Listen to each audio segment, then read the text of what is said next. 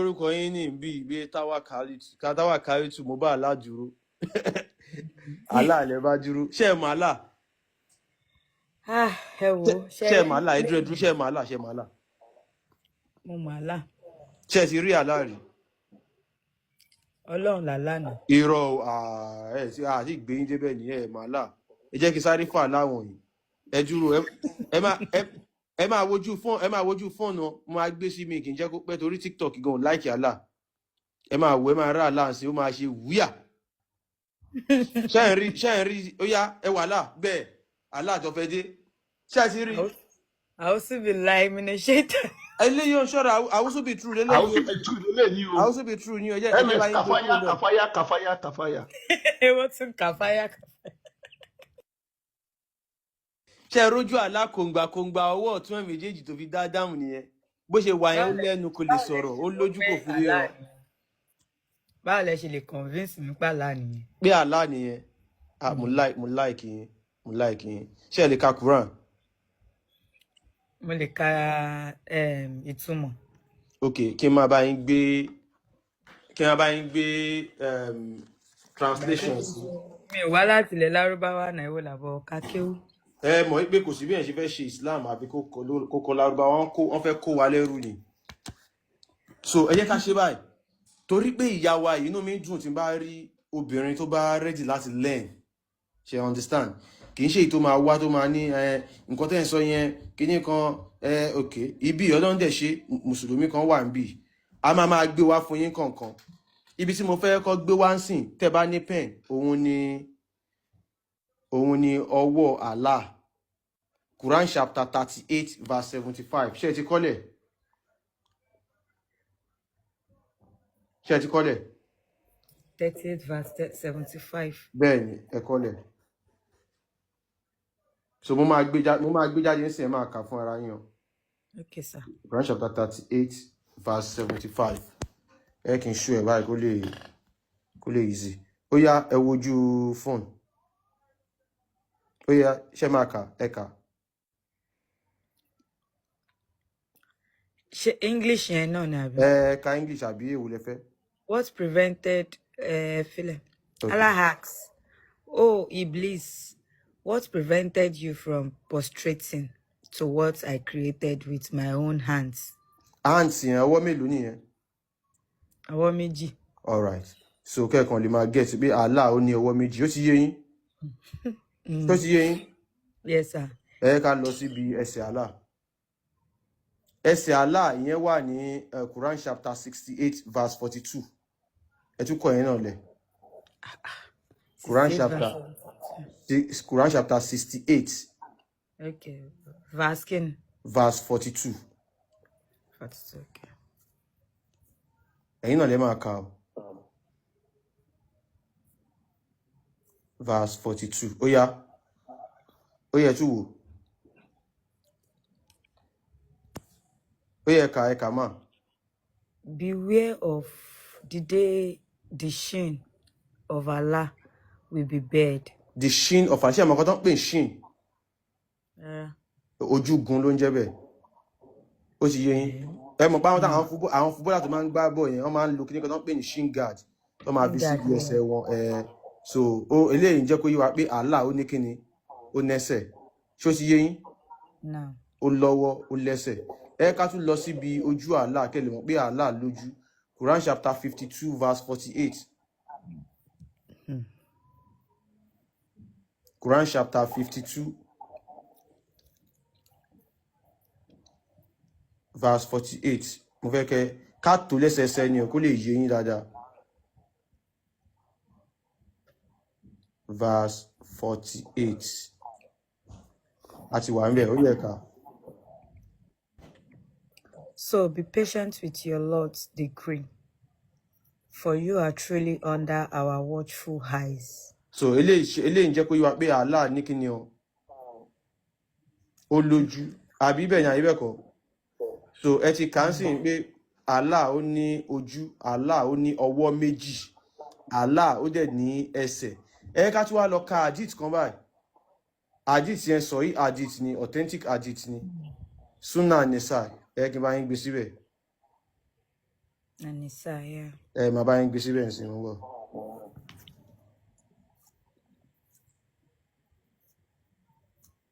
Surah An-Nisa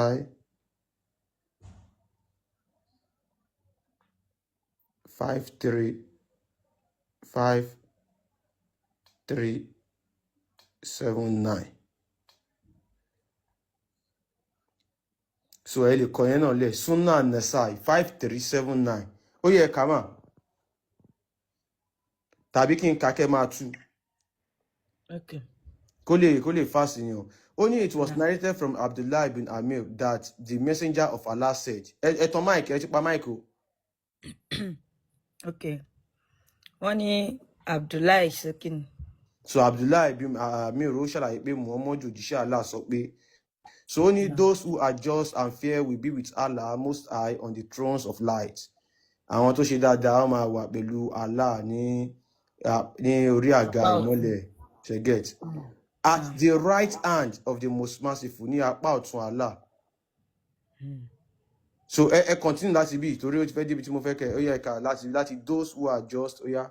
Okay. Those who are just in their ruling and in their dealing with their families, and those of whom they are in charge. Muhammad, one of the narrators, said in his hadith, and both of his hands are right hands. Ibo náà sọ pé ọwọ́ Allah méjèèjì wà yìí. Ọwọ́ ọ̀tún. So bí a ti kà nínú Quran lẹ́ẹ̀kan pé ó ní ọwọ́ méjì. Naam. Ó ní ojú, ó dẹ̀ ní ẹsẹ̀. So hadith yìí náà ó wá ṣàlàyé pé ṣe rí ọwọ́ Allah méjèèjì yẹn ọwọ́ ọ̀tún ló wà. Ṣó ti yé yín? Naam. Ẹ wá yẹ kí n gbé picture Allah yẹn sí padà.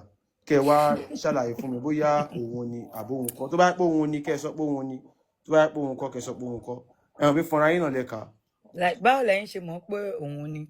Àtún máa gbé bọ̀ ẹ kọ́ jẹ́ ká mọ̀ pé nǹkan tí ẹ kà àti nǹkan tá a gbé jáde tó jọra wọn lẹ́yìn yẹn àṣẹ tí wàá fi wọ̀nyí bóyá òun ni àbóhun kọ́. Mo ń dúró ṣe ti gbọ́. Bóyá mọ̀ come to Islam ṣì dúró.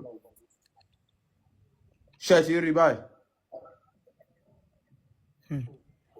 Ṣé ti rí ọwọ́ ẹ̀ méjèèjì lọ́wọ́ ọ̀tún? Ṣé ti rí ojú ẹ̀? Ṣé ti rí ẹsẹ̀? Ẹ jẹ́ kí n gbé kúrò torí TikTok. Torí TikTok. Now, ẹ sọ pé báwo la ṣe mọ̀ wípé òun ni. Ẹ jẹ́ kí n tún play fídíò yìí fún yín. Okay, right hand.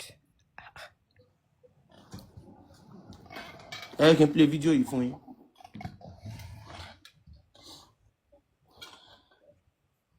Kò sí nǹkan tẹ́ fẹ́ tí ó bá yé yín àtúnṣàlàyé fún yín dáadáa bá ṣe máa ń ṣe ń bí nìyẹn. Àwọn nǹkan kan wà tí àìmọye nǹkan tí ẹ ò mọ̀. Tó bá lọ́dọ̀ àwọn àfáà wọn ní sọ fún yín. Ẹ máa gbọ́ o. And both of Allah's hands are right hands. We believe that both of the hands of Allah are what? Kilta yadayhi yamin. Both of them are right. How? I don't know. Don't try. The hadith says very clearly that both his hands are right.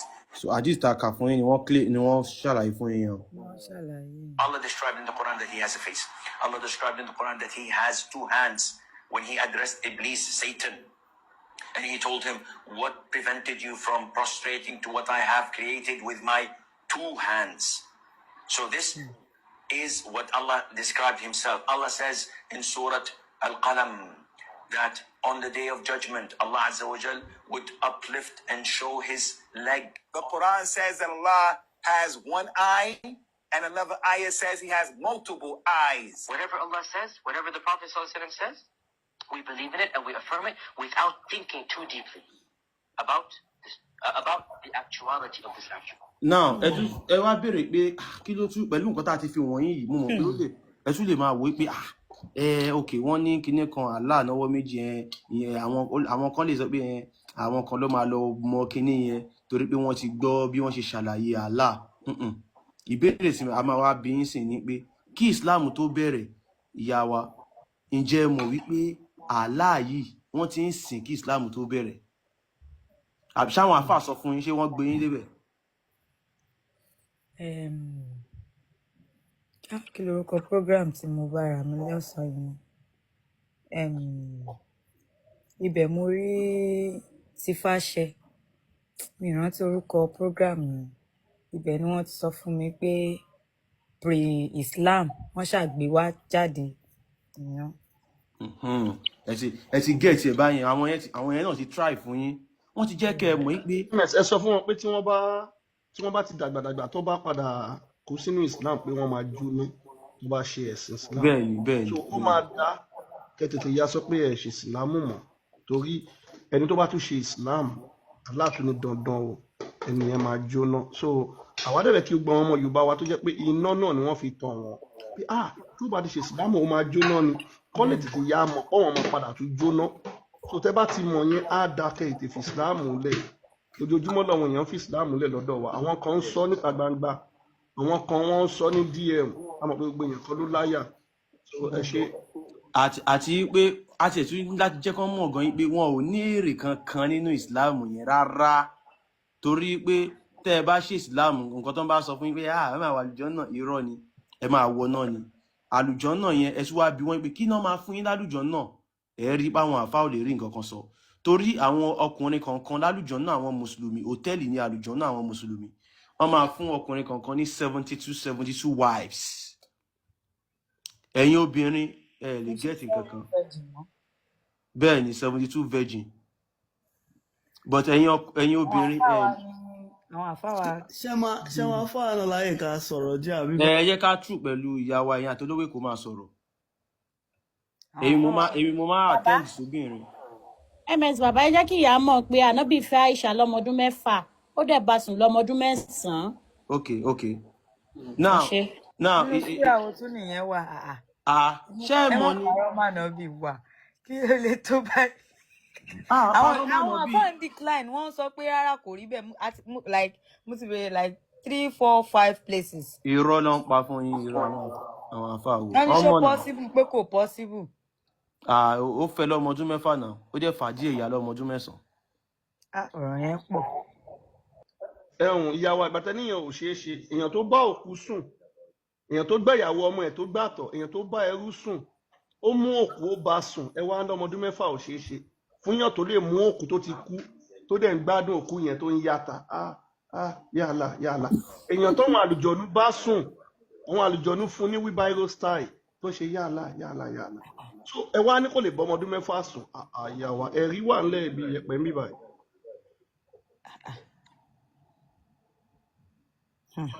mi ò tún gbẹ́lẹ̀ níbi tí mo ti ń bọ̀ ní ìrọ̀lẹ́. ṣé máa fún mi láyè àbí kò tí ì kàn mí. ṣe sùúrù wọ́n ń dá ìyá wa lóhùn lọ́wọ́ wọ́n ní kẹ́ ẹ ṣe sùúrù sá. yálà ìyá yín wo náà ń dá lóhùn lọ́wọ́ ẹ rí i pé gbogbo nǹkan tẹ́. ṣe rí báyìí ẹ kàn imagine. ẹ lè dá lóhùn àbólówó èkó kó fìdí o dá sọ múlẹ̀.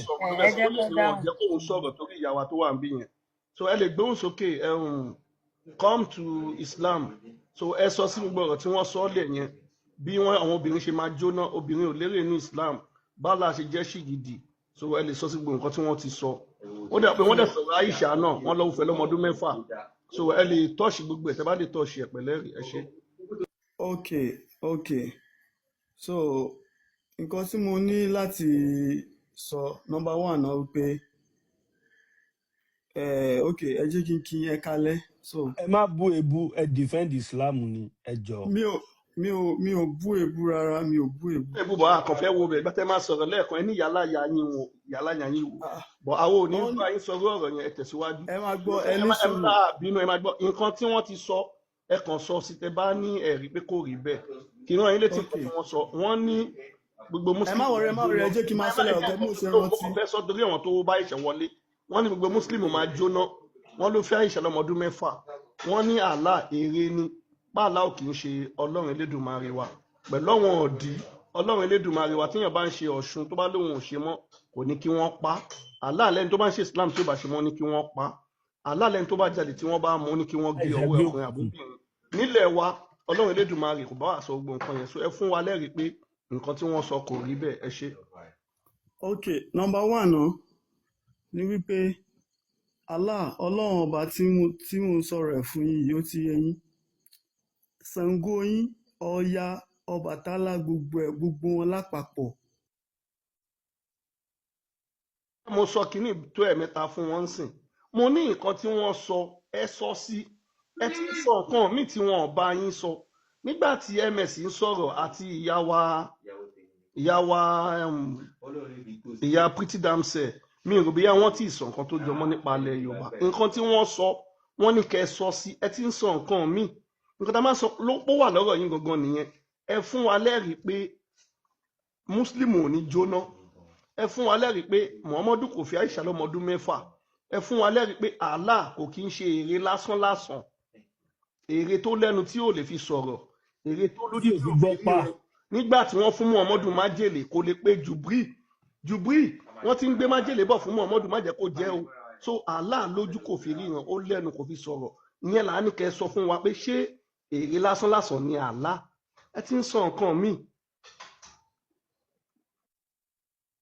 dàbínú ló chíìpù jù ní Saudi Arabia aláàlẹ́nu kò lè fi jẹ́.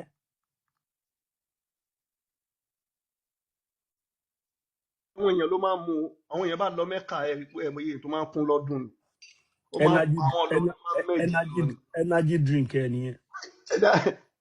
ayé èrè alábàjẹ́ débi pé ó máa ń mu ẹgbẹ̀rún èèyàn lọ ni ó máa ń mẹ́jì. olówó èkó ẹ má sọ̀rọ̀ sáà ńlá ẹjọ́ ẹ bá mi fẹ́ kẹ́ sọ̀rọ̀ sí cousin mi ni mo mọ̀ rí ẹjọ́ ẹ má bọ́ àlá. mo ní pé Allah òun ni ẹ máa gbọ́ bàbá tán. ṣé ń gbọ́ mi. ms ṣé ń gbọ́ mi. no ẹni sùúrù ṣé ms wà mẹ ms. yes mo ń ṣe nǹkan ẹ sọ fẹ́ni tó bá fẹ́ sọ̀rọ̀ àti ìgbé wọn ẹ sọ́lẹ̀ kó sọ sí sórí bí àbí kò rí bẹ́ẹ̀ nǹkan míì lẹ́nu òun náà mo fẹ́ sọ sí ẹgbà mi láì láti sọ̀rọ̀ ẹ̀mí sọ ká máa bá yàrá dáńsẹ̀ sọ̀rọ̀ lọ. bí n ṣe lè sọ sí òun náà kọ́ mo fẹ́ sọ sí i. ṣe rí i pé àfa tó wà ń bí ń sin gbogbo nǹkan tá a sọ a ní kó sọ sí nǹkan míì ló ń sọ so bí aka tẹ̀síwájú pẹ̀lú láti sọ̀rọ̀ náà ẹ̀yin kọ́ lẹ̀ ń sọ̀rọ̀ yìí ni ṣé mi mò ń sọ̀rọ̀ ni ṣé bẹ́ẹ̀ lẹ̀ ń ìgbà sọ̀rọ̀ tó fún yín máìkì kí lẹ̀ ń sọ ẹ̀ ń sọ nípa nǹkan tí wọ́n bá yín sọ ọ̀rọ̀ yín gan-an. tó bá ṣe 1 minute lẹ́fẹ́ fún yàn ẹ máa dákẹ́ kéèyàn sọ̀rọ̀ 1 minute yẹn kó pé. ẹ ká tún sọ fún yín lẹ́ẹ̀kan sí nípa nǹkan tí wọ́n sọ wọ́n ní Muslim máa jóná wọ́n ní ère lásán lásán ní Allah. èmi wá sọ pé rọ ni gbogbo ẹ. ẹ kàn sọ sí ẹ má sọ nípa ilẹ̀ Yorùbá là ń sọ ẹ kàn sọ nípa nǹkan yẹn kò jù bẹ́ẹ̀ lọ ẹ ṣe. Allah ní pé ọlọ́run ọba tó dá gbogbo wa pátá tó dẹ̀ máa béèrè níta gbélé ayé wa ṣe afẹ́ akọ̀ so ìfẹ́ inú wípé a ò tẹ̀lé Allah kò dí Allah kù kò dẹ̀ lékún so ẹni tó bá fẹ́ ṣoríire ó máa ṣe tiẹ̀ ẹni tó bá dẹ̀ fẹ́ ṣorí ibu tiẹ̀ á ṣe ni kò dí ọlọ́run lọ́wọ́ torí ẹ̀ ní pé kí ni ọlọ́run fún wa láyè pé ká ṣe tó bá wù wá lé ayé yìí ṣebí ìjọkọjọ kan máa jẹ́jọ́ kan tá a máa kún lé ayé yìí a máa jábọ̀ fẹ́ nìkan. come to Islam kò sẹ́ni tó pè yín fún wáàsí ní báyìí a sọ fún yín pé ọ̀rọ̀ tí wọ́n sọ ọ́ lẹ̀ ṣó rí bí àbí kò rí bẹ́ẹ̀ a fẹ́ ẹjọ́ wẹ́wẹ́ bí a pè yín fún wáàsí wáàsí ọdún tí ọ̀nà ti jù. orí bẹ́ẹ̀ ẹ fẹ́ dá gbogbo ẹ̀rú mi ẹ jẹ́ kémi sọ̀rọ̀ tó bá jẹ́ ṣẹ́jú kan ẹ jẹ́ mi sọ̀rọ̀. a fẹ́ wáàsí ní báyìí wọ́n ní pé Muslim máa jóná kò rí bẹ́ẹ̀ o Muslim ò ní jóná pẹ̀lẹ́rì ẹ máa gbọ́ wọ́n ní ère lásán lásán làálà kò rí bẹ́ẹ̀ o pẹ̀lẹ́rì ẹ̀jẹ̀ ń délẹ̀ wọ́n ní Muhammadu bọ́mọdún 6 sùn kò rí bẹ́ẹ̀ pẹ̀lẹ́rì àfẹjọ́ wẹ́wẹ́ o máa jábọ̀ fún Allah máa kọlù ẹ ó máa la kóńdó mú ẹ kí ló kọ́ wá pẹ̀lú dáadáa yẹn. alákọ̀ọ́kọ́ ni pé Allah kò kí ń ṣeré ọlọ́run bá ròyìn ààrẹ sọ pé kúlíwù Allahu ahad èmi ọlọ́run ọba kan ṣoṣo Allahu sọmọdù èmi ọlọ́run ọba àrònú kan lámúyẹ̀lídí èmi ọlọ́run ọba wọn bí mi ẹ bá wọn gbé síta káyìí èmi náà dẹ̀ bí káwọn èèyàn rí nǹkan tí wọ́n ń kà. ẹ máa gbọ́ o. mo fẹ́ kọ́ bá yín gbé síta ní sùúrù tẹ̀ ń ká ẹ bá wọn gbé síta ms.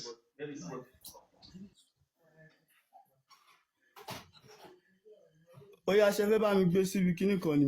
mo fẹ́ káwọn èèyàn rí nǹkan tẹ̀ ń kà tí ṣe máa kà á lọ.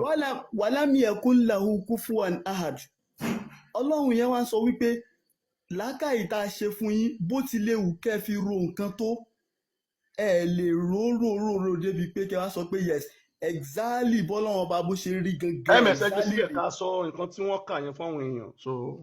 èrè kíní kan ó lọ́wọ́ méjì kan tẹ́ gbé jáde nǹkan kan yẹn. ẹ máa gbọ́ fásitì tẹ́ mú wá ìsìn fásitì tẹ́ mú wá yìí ó tún ìjẹ́ ká mọ̀ pé àlá èrè ni ms ẹgbẹ́ sí ká tún fáwọn èèyàn sìn. ṣé ẹ máa rí èrè òkè kan sàn. èrè ṣé ẹ fẹ́ nu yín sọ èrè ń sìn ṣé làákà yín ò déèrè mọ̀ tó mo bá ní sọ pé èrè èrè. ni àlá ẹni sùn ṣé èrè máa ń sùn ṣé èrè máa ń tó ń gbé ṣé èrè máa ń sùn eré ò kì í sùn náà wọn ẹ ò dé gbégbé yẹn dáhùn béèrè ṣé èrè máa ń tó ń gbé ṣé èrè máa ń sùn kò ń sùn kò ń tórùn gbé ẹmí wọn ò sọ dé yẹ bí. ká kínní ẹ rí i pé àlá yìí ni ẹ gbé sókè ẹjẹ say àlọ o prophet he is Allah one and máa wí pé indivisible. muhammad àlá ẹyọ kan ni o Allah the sustainer needed by all. àlá lóhùn Okay. lẹni tẹ ẹ nílò ẹ máa gbọ́ o He has never had offspring nor was he born. ṣé ẹ ń gbọ́ àlá ní òun ò bímọ ẹnìkan ò bímọ ṣé ẹ mọ̀ pé èrè wọn kì í bí èrè rẹ̀ ń bímọ ẹ máa bá wa lọ o And there is none comparable to him. èrè àlá wa ní kò sí ìtẹ̀lẹ̀ fi wé òun now Olùkọ́, ada fún olùkọ́. yín ṣé èrè ṣé ẹ máa gbọ́ ṣé èrè máa ń bímọ ẹni sùúrù ẹni ṣé èrè máa ń bímọ àmì ti wá ẹni sùúrù tó bá jẹ́ pé èrè àwọn èrè Ṣàngó yín Ọya yín ṣé wọn ṣe fi wọ́n wéra wọn. lórí nǹkan tẹ̀yìn sọ yìí náà ni kẹ́ ẹ máa sọ lọ tábà ń bá yín ṣe pé à ń fi kan wé kan sìn èrè àlá là ń sọ lọ́wọ́ báyìí sìn a ní àlá ò kí ń ṣe èrè òun ni mo ti ka kéwù fún yín yẹn òun mo ti kà kéwù fún inú yín kéwù yẹn yẹn náà pé láti lò pé èrè ọlọ́wọ́ lásán èkó làlá ọgbà ohun tíyà wa sọ ni wọ́n níbo ni àmì ń bẹ̀ ń sìn pẹ̀lú nǹkan tá a kà yìí tó máa ní wọ́n gbé yín mọ́ra ni àmì ìyá wa wọ́n gbé yín mọ́ra ni. Ọya ọkùnrin gbà lọ́wọ́ Ọya yìí. ẹ jẹ́ kí n wá síbẹ̀ ẹni sùúrù ẹjọ́ tó bá jẹ́ pé àbọ̀ṣẹ́jú lẹ fẹ́ fún mi ẹ jẹ́ kí n máa lò ó so tí bá dẹ̀ ti lò ó dẹ̀ kí kẹ́yìn náà sọ tó bá sọ pé àmì ó ti yé báyẹn so orúkọ wọ́n ní pé orúkọ mẹ́rin ló wà ń bẹ̀ dìrà aláàbí sí gidi kọ́ Allah ò kí ń ṣe sìgìdì Ọlọ́run tó dá wa ó dáhùn tó kì í dá ṣe àmì èrè ni àkànbí èrè ni. ẹni tó bá wù yín àkànbí kẹ́yìn sọ ẹjọ àkànbí àmọ́ ẹjọ Ọlọ́run ò ẹ kí ń jẹ́ ṣe kó sọ̀rọ̀ sìgìdì. ẹjọ ẹ jẹ́ kó sọ̀rọ̀ ẹjọ ẹ jẹ́ ká fún láyé ẹjọ torí Ọlọ́run gbogbo lé. Àdàfún yẹn ẹ ṣe tẹ́ fi fún mi láyè Ọlọ́run mo sọ kinní kan níjọ́ kan tí mo wá jọ yín mo ní Ọlọ́run ni kò kí ń ṣe Ọlọ́run wípé ẹ̀yin ẹlẹ́bọ àtàwọn oníjésù yòókù yín náà máa ń pe Ọlọ́run àmọ́ àwa mùsùlùmí Ọlọ́run làwa máa ń pè wípé kí ni. máa gbọ́ come to Islam aláṣẹṣe Saudi o lè ṣí máìkì ẹ̀ ń sìn gbogbo nǹkan tó bá ń kó pé ṣé èdè lárúbáwá ni àbédè Yorùbá so tó bá ti ṣí máìkì kó dáhùn aláṣẹṣe Saudi gbogbo tó bá ṣe nǹkan ṣe lọ àwọn ẹ̀ pé ṣé èdè yẹn ṣé èdè Saudi ni àbédè Yorùbá. ṣé Ọlọ́run èdè bó Yorùbá bá ni ṣe bó bá ṣe Ọlọ́run rẹ kó lọ ṣé èdè lárúbáwá ni àbédè Yorùbá bó bá ṣe nǹkan pé Yorùbá ni Ọlọ́run nǹkan ló bá ń rìn kó pé ṣé èdè lárúbáwá ni àbédè Yorùbá. Ọlọ́run èdè Yorùbá nìyẹn. no so ẹ jẹ́ wá béèrè so èdè Yorùbá yẹn báwo ló ṣe wá jọmọ́ èrè tó wá láti Saudi èrè tó wá láti Saudi pé kò ní orúkọ Yorùbá gbogbo orúkọ ẹ̀ bí kò máa gbọ́ alisamad alihakim aliwahid aligafa alijaba gbogbo ẹ̀ jaba waka kò ibo ló ti rí àlè Ọlọ́run àbí àlè Elédùmarè ó lè máa mú nǹkan lẹ orúkọ lẹ wa kó máa fún èrè ṣe Ọya ẹni sùúrù Ọya ẹni sùúrù kò ẹjọ ṣeé ẹni ṣe sùúrù ò lè kó lọ bẹ́ẹ̀ kó ẹni lọ. sùúrù ẹjọ ẹni sùúrù ẹ̀yin sọ wípé èdè lárúbáwá nítorí pé ó jédè lárúbá yẹn wá yẹn ó wá tako làákàyè yín kí ló dé tẹ́ fi fa àwọn ọmọ yín sílé ìwé tí wọ́n lọ lè ń kọ́ èdè Gẹ̀ẹ́sì tí wọ́n má dẹ̀ ń gbọ́ fi. kó tako jẹ́ ǹsọ̀ nǹkan tó sọ tó béèrè lọ́wọ́ ẹ̀ kó tako ọpọlọ wa àmọ́ tá bá ti rí àwọn ọmọ ẹrú tí wọ́n jẹ́ ọmọ Fúlàní kò sí nǹkan tó máa ń tètè nǹkan tó bá wù yín kẹ́ pè. ẹ̀jẹ̀ ń délẹ̀ ò ti sọ tiẹ̀ kò sí nǹkan tó máa ń tètè yé àwọn tó bá jẹ́ Fúlàní àwọn Gẹ̀ẹ́sì wá sí ilẹ̀ wa wọ́n dẹ̀ kó wa pọ̀ èdè oríṣiríṣi ló wà nílùú wa wọ́n wá kó wa a ní ẹ̀yà Yorùbá ẹ̀yà Ìgbò ẹ̀yà Haúsá Fúlàní ò sí lórílẹ̀‐èdè wa wọ́n rìn wá wọ́n bá màálùú wa ni ìran wọn máa ń bá ẹranko sùn ní àwọn èèyàn játijàti ni wọ́n ìgbà tí àwọn Gẹ̀ẹ́sì tí wọ́n wá kó wa pọ̀ wọ́n wá ní èdè wo ló máa lò àwa Yorùbá nínú Yorùbá kẹrì alédè Ìjẹ̀bú a ní Ẹ̀gbá a ní Ọ̀yọ́ a ní Ifẹ̀ a ní Iléṣà alẹ́kìtì a ní èdè tó pọ̀ àmọ́ àwa Yorùbá ní èdè kan tá a máa fi ń bára wa sọ̀rọ̀ àwọn Gẹ̀ẹ́sì wá wò pé kí làwọn lè ṣe báwo ni ìgbàlọ́ ti fẹ́ pa gbogbo wa pọ̀ sí orílẹ̀-èdè kan wọ́n wá mú èdè wọn fún wa iléèwé tí wọ́n dálẹ̀ wọ́n dẹ̀ fi èdè wọn pé tí a bá kọ gbogbo ọ̀tá wà nínú ìlú kan yìí a máa fi sọ̀rọ̀ so kó la ọpọlọ ẹ kó lè mọ̀ dí Gẹ̀ẹ́sì ò ń ṣe èdè wa kò sí ìrànlọ́kàn mi pẹ̀lú Gẹ̀ẹ́sì nǹkan tó dà wá àti Gẹ̀ẹ́sì pọ̀ nìyẹn so nípa Allah tó jẹ́ èrè báwo ni èrè Allah ṣe fẹ́ di Ọlọ́run àbí Ọlọ́run bó bá ṣe rùn ẹ́ kó wu báwo ló ṣe fẹ́ jẹ́ kan náà Allah is Allah alisamad is alisamad, alijaba is alijaba, aliwasi is aliwasi. Gbogbo orúkọ tẹ bá ń pè lẹ́ ń pè kò jẹ́ o ò lè tú sórúkọ Yorùbá là ń sọ ń bì báyìí. Èrè ni Allah àṣírí ti tú. So ṣé Muslim máa wọná àbí wọn ò ní wọná? Ẹ sọ fún ìyá wa tí a fẹ́ yọ kúrò ní Islam lénìí. Torí ibi tó dá mi lójú dé ìyá wa yìí máa fẹ̀sìn Islam lẹ́ lálẹ́ yìí. Tí ojú bá ń tì wọ́n tó fẹ́ fi lè Ọlọ́run. gbàgbà wọ́n máa DM mi, wọ́n máa fẹ̀sìn Islam lẹ̀, ojoojúmọ́ dẹ̀ làwọn èèyàn fẹ̀sìn Islam lẹ̀. So ẹ ṣe ìyá wa tẹ bá ní nǹkan tẹ fẹ́ béèrè ẹ lè mo ń gbọ́ béèrè. yín mo ń gbọ́ ẹ̀yà Kò kójú òṣùwọ̀n ẹ jẹ́ ń da yín lóhùn ẹ láti ní ṣe sùúrù. agbẹjọ́rò fẹ̀sìn Islam tó gbé dání. So ìyá wa Pretty Damsel tẹ bá ní ìbéèrè ẹ kíní ṣí kan dá gbòǹgbò yín yín. lójú lọ́kàn yín wípé tẹ Ẹ bá ní gbà sùúrù mí ìyá wa láyè Pretty ẹ̀yin Damsel gangan ẹ lẹ ṣí máa gbà gbòǹgbò Islam yín. lálẹ́ yìí tẹ́yin gangan bá gbà mí láyè kí n sọ̀rọ̀ ẹ̀yin gangan. Ok ẹ̀yin tẹ́ ẹ̀ sọ ọlọ́run tẹ́ ẹ̀ mọ̀ nǹkan tẹ́ fẹ́ sọ ọmọ Fúlàní fẹ́ sọ Yorùbá. So ìyá wa Pretty Damsel ẹ ṣí gbòǹgbò yín. Ìbéèrè tẹ́ bá fẹ́ béèrè nípa Islam ẹ sọ. Kẹ́kọ̀ọ́ mọ̀ pé tẹ́ bá bá Islam kù ẹ máa jóná. sẹ́yìn náà máa ẹ̀yin tẹ́yin ò mọ̀ Islam náà máa Àwọn ò béèrè lè lọ́wọ́ fẹ́ yín. kẹ́ ẹ jóná torí pé ẹjọ́ ọmọ Yorùbá. So ẹ ṣí gbòǹgbò yín kẹ́ ẹ bá wa sọ̀rọ̀ tẹ́ bá wà ń bẹ̀. So ìyá wa tó wà lókè náà ìyá wa bẹ́ẹ̀ ṣe Sami dá sírọ́ọ̀fù tẹ́ ẹ gbà mí láyè láti sọ̀rọ̀ ìyá wa Yorùbá Sami tó Furniture wà tẹ́ bẹ́ẹ̀ bá wà ń gẹ́gẹ́ bẹ̀. máa di Afá Islam. yẹn mo fẹ́ béèrè lọ́wọ́ wọn. Ok ó yẹ ẹ bá wọn ṣeun sọ̀rọ̀ ẹ jàre ṣe. mò ń gbọ́. Ó ní àyà Quran kan tí mo bá pàdé ní èní ok tí wọ́n sọ pé wọ́n ní Islam fàyè gbà kí wọ́n na obìnrin. Àlùpà ni o ẹ lè ṣáyàwó yín ládàá ẹ lè gúngún ẹ lè fọ ojú ẹ. ẹ ní sùúrù ẹ jẹ́ kó délẹ̀ Ìyá wa ẹ ẹ máa ká dákẹ́ kí sí gbọ́. tẹ bá ti wá ẹ máa gbọ́ tọkọ yín bá pè lè yín pé lo kẹ wá aníkúrá fún. tọkọ yín bá pè yín pé kẹ wá pé òun fẹ́ pàpà sùn pé tí ẹ bá dáhùn àlá àti màláìka lóun máa gbé ọ̀tá yín ṣépè ẹ jẹ́ tí kí ilé àfimọ́ ẹ máa jẹ́ fún ká yín máa lẹ́rìí o. sọ̀rọ̀ torí Ó tún Ọlọ́run. wá màá dákẹ́ sí ó tún wá ní tọkọ yín bá lù yín kò sẹ́nìkan tó lẹ́tọ̀ọ́ àti béèrè kí ló dé tọkọ yín ṣe lù yín ẹ ṣe ẹ tẹ̀síwájú. Now, so mo wá rí ibi tí àyà yẹn mo bá pàdé ní bọ́yé sọ fún mi ó wá ṣọ́ọ̀kì mo wá gbé Quran torí fortunate enough mo wà ní ọ́fíìsì mi mo ní Quran lọ́wọ́ mo wá gbé Quran mo wá ní kí n ṣí àyà yẹn mo bá pàdé ńbẹ̀ lóòótọ́. So another one tó tún ní no ẹ Islam. má ti lo another one ìyẹn gangan ni kẹ́kọ̀ọ́ Now, kóòtù náà kí wá sọ̀túnmọ̀ ẹ̀ fún yín ẹ gbé sórí screen. oya. síta ẹ lè má ṣàlàyé ẹ̀ fún wọn báyìí tẹ bá jáfa ẹ mẹsẹ̀ bá wọn gbé síta. Ìyá wa tó gbede wọ́n ní kọ́kọ́ yín lù yín ni o wọ́n ló lè ṣayín ládàá ó lè gún yín gò ó lè fọ in fact ọsùbìlà. Fọ́lójú ni o, àná fọ́lójú lọ́ ní kán lu àwọn obìnrin. ẹ sáà mọ̀ tanra yín bẹ́ẹ̀ tó bá tanra yín tán. Wọ́n gbé lárúbáwá sí iná kí wọ́n kọ́ kà so ẹ ìyá wa lè.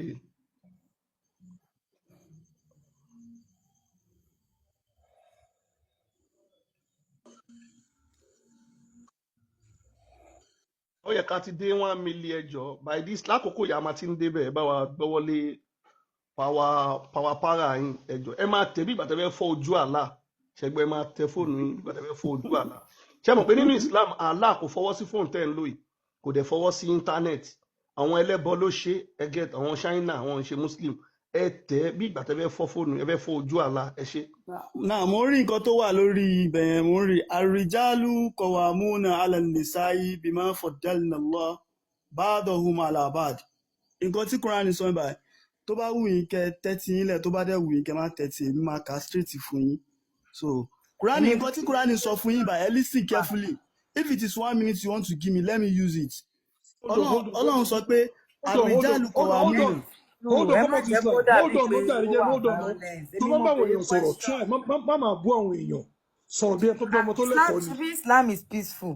Ẹ ó fún yá wa wa ní tó bú yín sọ̀rọ̀ condition sọ̀rọ̀ bí yẹn ọmọ tí ò náà. lẹ́kọ̀ọ́ ni tó bá sọ tó fẹ́ sọ ni kò lè dákẹ́ wọn ò bú ẹ látẹ̀kọ́ kò tẹ́ tó bú ẹ ń bí má ó bú yá ẹ yá níbọ̀dì. sókè ẹ ẹ má jọ́sọ̀ bínú. fún sọ̀rọ̀ lọ́wọ́ ta ló tókè tá a sọ fún ẹ Ó yá, náà ẹ má gbọ́ bínú ẹ má bínú ẹ má bínú mi fẹ́ kó di rough mo fẹ́ jẹ́ káàntì yẹn rí point bí báyìí ẹ má bínú. So nǹkan tó náà bá ń sọ mí báyìí Ọlọ́run ní pé àrìjálù kọ̀wàmúnà alànìsáyí.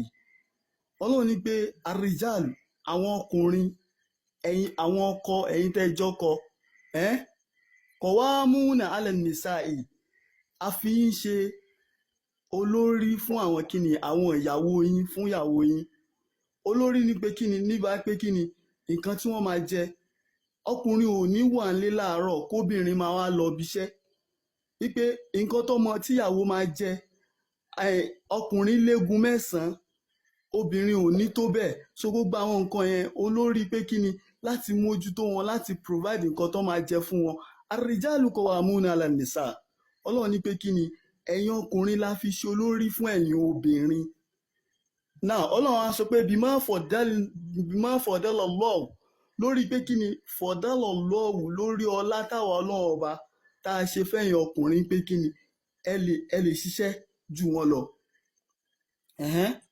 ba'duhum 'ala ba'din láàrin ara yín láàrin kan sí kan ní ara yín pé kí ni ẹ lágbára jura yín lọ ọkùnrin lágbára ju obìnrin lọ.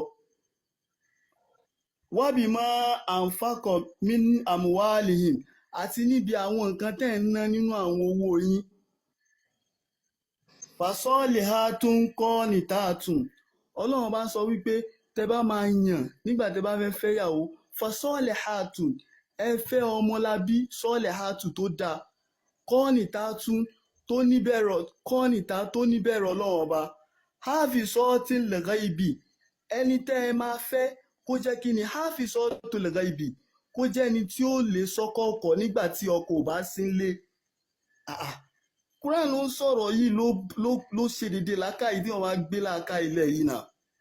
Now ó wá sọ pé kí ni ó ní pé hafizun bil ghaibi bima hafizallahu níbi kí ni àwọn tó náà bá hafizallahu nítorí Ọlọ́run bá fi sọ yín kí ni nǹkan tí Quran sọ bẹ́ẹ̀ yẹn pé Ọlọ́run bá fi sọ yín òun náà ni pé kí ni kéèyàn wà trustworthy kó má sí pé bóyá ọkọ máa cheat ìyàwó àbí ìyàwó máa cheat ọkọ ẹ̀ kí ìyàwó má sọ pé ó lọ́kàn lé ó tún lọ lọ́kàn kan síta bí máa bá sọ lọ́ọ̀ níbi tọ́lọ́run bá fi sọ yín nǹkan àmọ́nà tọ́lọ́run bá tọ́jú sí yín lọ́dọ̀ òun ló ń sọ ibó náà ti ń sọ̀rọ̀ lùlù bíbá yín sìn. Now let's go ó tún sọ pé kí ni wàlẹ́tì ms fún mo wà pẹ̀lú yín. báwa bẹ ẹ sọ fún ẹni tó ń ka nǹkan Allah ni wọ́n lò ó máa lo Allah lọ àti pé ìkejì wọ́n sọ pé ọlọ́run ọba ìjẹ́ ṣé Allah jọba ní Saudi so kọ́ dúró lórí Allah is Allah so ó dàbí aláwọ̀ ìfowó abẹ́bí wọ́n lè máa ìyẹn náà kí ẹ kọ́rọ̀ ẹ máa lójú kó máa ní kókó lọ́kọ̀ọ̀kan. ẹ máa lo Allah lọ ká má bàa máa kó sí yín lẹ́nu ẹ get Allah ò jọba náà